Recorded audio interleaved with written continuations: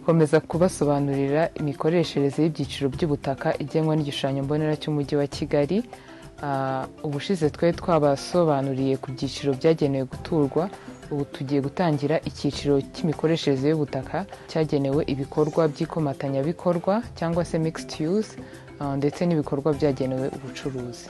Uyu munsi tugiye gutangirira ku cyiciro cyitwa C1, bandika mu Kinyarwanda nka C1.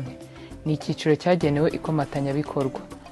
Ni icyiciro kiba cyashobora gukorerwamo ibikorwa by'ubucuruzi ndetse n'ibikorwa byo gutura. Ibyo bikorwa by'ubucuruzi biba byashobora kujya kuri nivo ebyiri zo hasi zibanza, izindi nivo zikurikiyeho zo hejuru zikaba zagenerwa imiturire. Muri C1 ni ahantu hajya inzu yaba itarengeje byibuza uburebure bw'inyubako igeretse 4 cyangwa se G+4.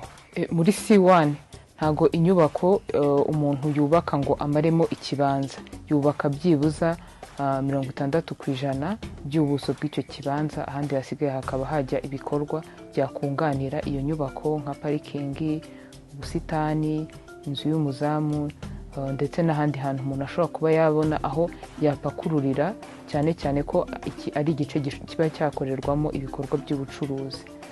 Hari intera isabwa kuba umuntu yasiga hagati y'ikibanza n'aho inyubako igiye gutangira kubakwa. Imbere no ku mpande hasabwa byibuza 3 metero, noneho inyuma hagasabwa byibuza 5 metero. Kubera ko haba hari inzu z'ubucuruzi, umuntu asabwa kuba yasiga ibaraza rifite byibuza 2 metero aho abanyamaguru bazajya babasha guca, ndetse iryo baraza bikaba byiza iyo ribaye risakaye. Hasabwa byibuza ko imiturire igomba kuba ifite 70% y'ibikorwa biri muri iyo nyubako, kandi bisaba ko byibuza umuntu atanga imiryango hagati ya 50 n'ijana na 10 kuri hegitari. Murakoze.